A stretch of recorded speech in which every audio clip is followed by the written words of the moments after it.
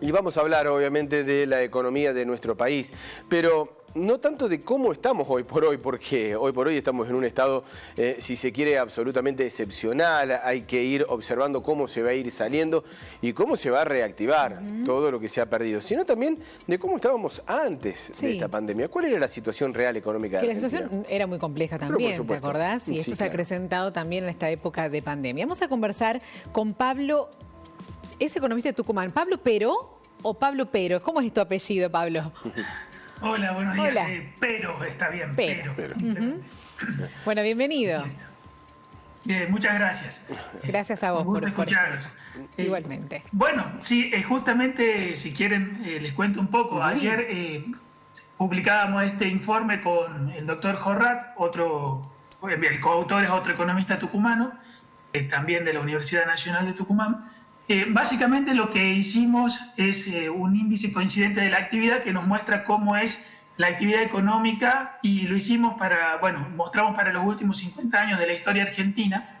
Y, por ejemplo, les cuento primero el resultado de los últimos tiempos, los más cercanos para esta fecha.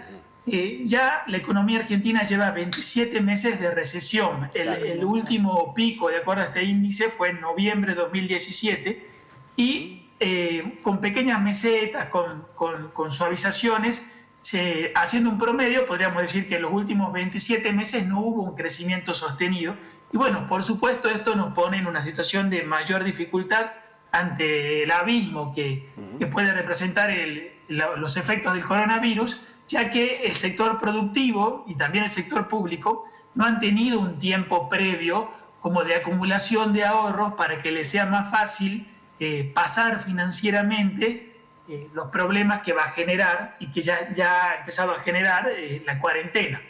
Es un mes sin actividad económica, pero por supuesto, si hubiésemos tenido una mejor situación en los últimos meses, hubiese esto sido más fácil para la economía argentina, pero dado 2 años y unos meses de una situación que con luces y sombras no ha sido la mejor, entonces es más imperioso que de alguna forma el gobierno busque algunas alternativas para aliviar la situación del sector productivo. Pablo, disculpame un segundito. Se entiende, lo observábamos, la veíamos, esta economía absolutamente muy complicada que traíamos antes de la pandemia. Ante una situación distinta, supongamos que estábamos un poco mejor parados económicamente como país, ¿en qué nos podría haber beneficiado encarar el tema de la pandemia? ¿Menos emisión, tal vez? ¿Agarrarlo más protegido económicamente? ¿De qué nos hubiese servido? Bien, por ejemplo, para que tomemos una idea, el gobierno, aún con la nueva extensión que dio de los programas de alivio que se anunciaron desde el domingo a la noche y que fueron muy importantes porque es casi la duplicación de la ayuda salarial para los empleadores y la ampliación de los créditos para los monotributistas, que ahora sería para todos los monotributistas, aún con esas medidas, estima el gobierno que el paquete de ayuda sería de 3% del PBI, mientras que, por ejemplo, en los países europeos o en Estados Unidos, el total del paquete puede llegar incluso hasta el 30% del PBI, 10% de ayuda fiscal directa y 20% de facilidades crediticias. Entonces, para que veamos, Europa ayuda con 15 a 30% del PBI, algún país, y nosotros con 3% del PBI. ¿Por qué esa ayuda que parece muy pequeña desde el Estado argentino en términos relativos, inclusive cuando los funcionarios hoy a cargo del gobierno argentino son funcionarios proclives a que el Estado se intervenga y se haga cargo un poco de la situación? ¿Por qué tienen miedo de interceder más fuertemente? Y bueno, por la debilidad de la economía argentina, como esta ha estado en los últimos años, con un sector financiero y cambiario muy débil, muy golpeado, con un dólar que no hay claridad y que, por lo tanto, la clave es como el peso se ha convertido en una moneda que no sirve para ahorrar. Básicamente, el que tiene ahorros busca otro medio de ahorro que no sea dejar la plata en pesos, que no sea dejar sus recursos en pesos. Esto hace que el funcionario tenga miedo de posiblemente emitir mucho, generar ese aumento de la demanda y de la cantidad de pesos, y que esa cantidad de pesos, por ejemplo, se vaya al dólar. Claro. Entonces, lo que digo es esa debilidad, por un lado, deja en el borde del abismo un sector privado que necesita ayuda y a su vez ayudarlo en la economía argentina genera riesgo. ¿Cuál es la diferencia con otros países? Si hubiésemos tenido una mejor situación de ahorro, como les decía, por un lado la ayuda podía ser menos ante esta situación de debilidad y por otro lado, por ejemplo, podíamos terciar esta emisión monetaria con, por ejemplo, crédito internacional y también incluso la economía, si el dólar, por ejemplo, estaba en un valor de equilibrio, si no había duda sobre su sostenibilidad, se podía emitir más tranquilamente sabiendo que los ahorros que excedan a lo que es la demanda de corto plazo no van a ir al dólar. Exactamente. Claro, la situación hubiese sido distinta, ¿no? La verdad, pero como vos decías, y ustedes en el informe también cuentan que en 50 años Argentina tuvo 11 recesiones y fue toda una secuencia de ciclos cortos comparados con otras naciones con muy poco crecimiento. Así es. Argentina es prácticamente uno de los países del mundo de mayor inestabilidad, inclusive hay un premio Nobel que define a los países como dos grupos de países y Japón y Argentina. Y lo que separa a Argentina como un grupo por sí mismo es la gran inestabilidad de su economía, la hace prácticamente única en el mundo. Y por supuesto esto, ¿en qué también ha hecho mucho daño al país? Para realmente generar un crecimiento económico distinto, a veces uno quiere apostar por proyectos y tecnologías que requieren de muy largo plazo para recuperar la inversión. Algo que cambie la dinámica de la economía local posiblemente sea una inversión que vos necesites 15 años para recuperar. Por decirte un horno, por decir un ejemplo tal vez simple, un horno de fundición o una tecnología que es de una enorme inversión y que vos necesitas de una década o más para recuperar la inversión. En una economía como la Argentina, este inversor que ve esta historia dice qué posibilidades hay de que en los próximos 10 años no haya una crisis que me obligue a fundirme. Y ve la historia y cada vez con los ciclos más cortos aún y más violentos, este inversor dice, no, esta tecnología, este tipo de inversión que sería de muy baja rentabilidad, que requiere de muchos años, que puede ser un progreso para esta sociedad, pero yo aquí no me puedo arriesgar. Entonces eso hace que, por ejemplo, nos privemos de estas inversiones que requieren largo plazo. Y, por ejemplo, otro inclusive de los problemas es el problema incluso social. Los mismos miembros de cualquier contrato comercial, al ver la inestabilidad de la economía, muchas veces lo que uno busca cuando cree que hay una crisis inminente es ya protegerse uno, posiblemente rompiendo algunos contratos y dejando al socio de lado.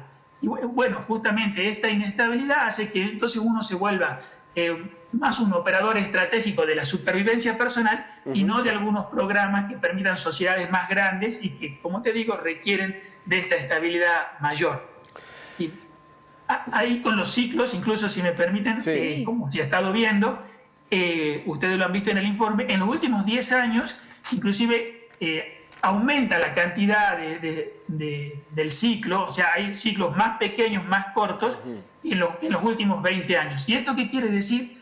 Nos parece decir que el país se ha quedado sin pólvora para un crecimiento sostenido, porque vemos cómo hasta 2011 se creció, caemos, en 2013 queremos crecer, volvemos a caer, en 2015 volvemos a querer crecer, caemos, en 2017 queremos crecer, caemos. Entonces parece que se ha cortado un poco la pólvora del crecimiento en el sistema económico argentino, ya que todos los últimos crecimientos han sido de periodos muy cortos, lo que nos indica que para cambiar esta situación hay que, abrir la cabeza, tomar otras medidas que realmente le den más certidumbre y más estabilidad a la economía. No va a ser fácil. Pablo, y sacándote un poquitito del informe, aprovechando tu especialidad, hoy hay declaraciones, se dieron a conocer declaraciones del ministro Guzmán, en donde Argentina se pone firme en esa propuesta que en principio fue rechazada por los bonistas.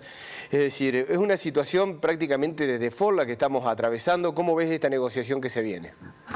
Bueno, los pagos más importantes que en este momento se están negociando empezaban a tener que hacerse realidad hoy, pero la letra de la ley, de los prospectos de los bonos, siempre, por lo general, y en este caso también, dan un mes de tiempo como que el acreedor puede esperar hasta un mes y no es efectivamente legalmente un default hasta que pasó un mes desde la fecha de pago. Entonces todavía tenemos un mes como para negociar, a pesar de que estamos hoy en esa situación de default, no va a ser esto aplicable legalmente hasta dentro de un mes. Desde la técnica de negociación, yo entiendo que está bien que a los fines de negociar el ministro busque mostrar una posición firme, porque si anunció la propuesta hace 2 días, tal vez no puede, 48 horas después de anunciada, ya echarse atrás. Él debería jugar con este tiempo, pero que no le pase la de Kicillof, que no pase la de Kicillof cuando negoció allí en Provincia de Buenos Aires, ¿no? Exacto, pero yo sí creo que debe haber alguna flexibilización en la propuesta. ¿Por qué? Hay una parte de la propuesta que no me suena muy lógico. No solo lo que se les ofrece a los acreedores es bastante bajo, por más que uno defiende la situación del país, también hay que ver la propuesta concreta, y la propuesta concreta es de fuertes recortes, pero además les dice que el acreedor recién empezaría a cobrar los mínimos intereses, los intereses más mínimos, a partir de 2023. Claro. Entonces, ponete en la situación del acreedor y vos decís, en un caso me dicen no te pago nada. O sea, en el caso actual es no me pagan nada. Sí. En el caso donde yo acepto perder más del 50% de lo que me deben, me dicen que me empezarían a pagar un poquito en 2023, muy poquito, y recién en 2024 empezaríamos a pagar más de lo que debemos. Entonces, como que aceptar esta propuesta con un oficialismo que por ahora tiene tiempo de vida hasta 2023, no tiene tanta lógica, desde el hecho de que no aceptar nada implica que no me paguen nada. Aceptar una pérdida de más del 50% de lo que ya tengo implica que empiezo a cobrar recién en 2023, cuando el que me ofrece eso se está por ir. Entonces es como que me dan todos los incentivos a que yo diga, no, para eso espero al próximo gobierno, sean ustedes o no, y negociemos desde el 2023, que es cuando prácticamente me estarían empezando a pagar. Desde ese punto de vista, creo que para que haya más incentivo al acreedor a que entre, se deberían adelantar estos mínimos pagos si el gobierno considera que pagar más es totalmente insostenible. Entonces creo que a partir de 2022 ya habría que pagar algo para generar incentivos y para darle, y también esto no está mal en el sentido de que el gobierno debe poner algún norte sobre qué es lo que pretende, y decir pagaré recién en 2023 es como decir la sostenibilidad de mis cuentas fiscales no va a ser una prioridad por varios años, recién en 2023 tengo que afrontar algunos pagos. Entonces esa señal de que realmente no me hago cargo de la situación también es una mala señal para dar certidumbre y confianza a quien le debemos plata, básicamente. Pablo, con respecto al dólar, volvió a subir, el dólar blue ya está por encima de los 100 pesos, 107, 108, está cotizando en estos momentos. ¿Qué situación significa? Y sí, básicamente es un poco la previsión de lo que les estaba comentando, de estos dineros, estos fondos que no tienen dónde irse, básicamente porque también el consumo está frenado, solo hacemos consumos básicos. Una opción para todos estos ahorristas es el dólar bolsa y también, por supuesto, el dólar blue, que va siguiendo al dólar bolsa, ¿sí? Comprar dólares en la bolsa es ilimitado, por más que el gobierno tiene un cepo que dice, yo gobierno a través del Banco Central, solo te vendo $200 al mes, vos podés comprar indirectamente dólares en la bolsa al sector privado. O sea, compras un bono y lo vendes en dólares y el tenedor de ese bono te lo paga en dólares. Eso es un intercambio en el sector privado. Nos va diciendo cuánto vale, puedes comprar todo lo que quieras porque le compras a otra persona, y nos va diciendo cuánto vale el dólar en ese mercado libre. Bueno, había subido ya a fines de la semana pasada, entonces el dólar blue en la calle va siguiendo también un poco ese valor, y también hay ahorros generados porque el Banco Central, para generar que haya más crédito en la economía, ha bajado fuertemente las tasas y ha dejado de renovar parte de las LELIQs, de estas letras de liquidez. Entonces esto aumentó la cantidad de liquidez en la economía, y bueno, como les decía, ante la falta de certidumbre, muchos ahorristas están optando por o buscar el dólar o incluso simplemente quedarse líquidos. Ante la duda, ni compro acciones ni compro bonos, o sea, o me quedo con los pesos o busco hacerme de dólares. Eso va generando, por supuesto, esta presión sobre el dólar, y realmente a largo plazo es difícil pensar en un dólar que baje mucho desde esos niveles, a pesar de que en términos comerciales el peso ya está muy barato. Ya en términos comerciales, la Argentina hoy exporta más de lo que importa, no era así antes. Con este peso tan barato, relativamente un dólar muy caro, ya comercialmente debería ser un dólar de equilibrio, porque ya exportamos más de lo que importamos, vendemos más al mundo de lo que le compramos, por lo tanto hay un sobrante de dólares. Comercialmente entran más dólares de los que salen. Eso debería impulsar el dólar a la baja. Pero esta, la inestabilidad financiera, la falta de certidumbre y lo que se piensa que puede generar estos ahorros en pesos que van a impactar en la economía, que ante la previsión se está generando una presión mayor sobre el dólar. Pablo, muchísimas gracias por el contacto para con Telediario Federal. Ha sido realmente muy, pero muy amable y muy interesante el informe que han realizado allí desde Tucumán. Bueno, muchas gracias a ustedes, el gusto es mío. Chau, hasta luego. Un abrazo. Hasta luego.